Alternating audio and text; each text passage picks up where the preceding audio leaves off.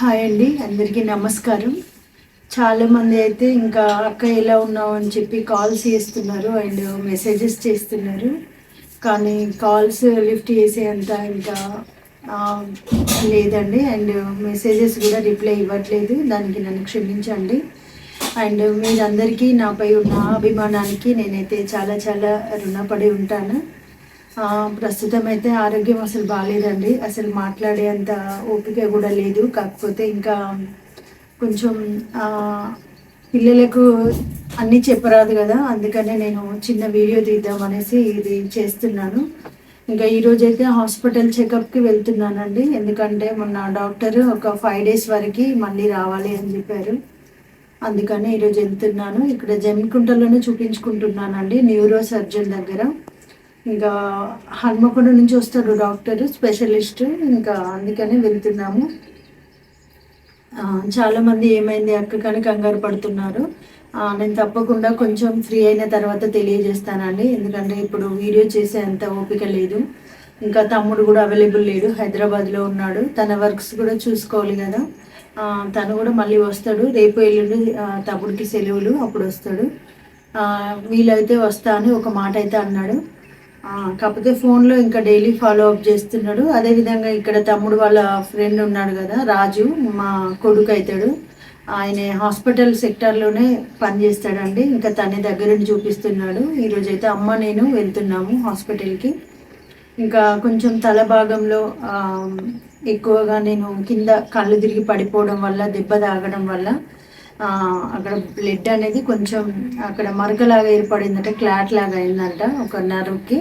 So అది problem అండి. దాని గురించి డీటెయిల్గా వీడియో తెలియజేస్తాం తప్పకుండా. ఇంకా ఇప్పుడైతే కొంచెం సిచ్యువేషన్ అసలు బాగాలేదండి, చేతనే అవ్వట్లేదు. ఇంకా డాక్టర్స్ మెడిసిన్ ఇచ్చారు కానీ బాగా పవర్ఫుల్ అయ్యేసరికి నిద్ర వస్తుంది. నిద్ర బాగా రావడం వల్ల కొంచెం మత్తుగా ఉంటుంది. అండ్ నోరంతా కూడా మెడిసిన్ స్మెల్ వల్ల అసలు ఏం తినబుద్ధి అయితే లేదు. ఓపిక వేసుకొని కొంచెం కొంచెం తింటున్నాను.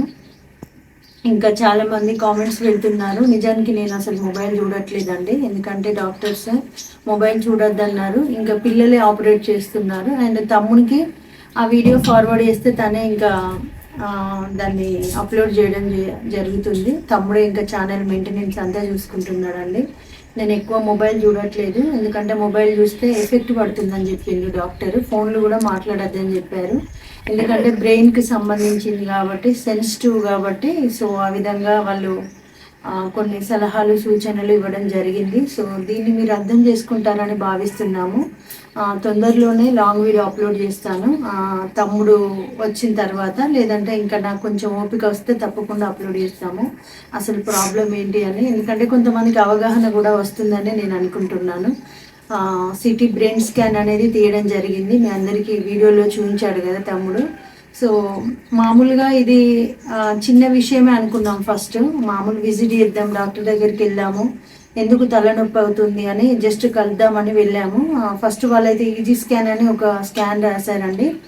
ఆ స్కాన్లో మామూలుగా చిన్నదే అని డాక్టర్ అన్నాడు, ఏం ప్రాబ్లం ఉండదు దాదాపు. కానీ ఆ స్కాన్ ఈజీ స్కాన్ రాయడం వల్ల మేమైతే ఆ స్కాన్ తీయించుకున్నాము. కానీ దాంట్లో సివియర్గా అని రావడం వల్ల డాక్టర్స్ సిటీ బ్రెయిన్ స్కాన్ రాయడం జరిగింది.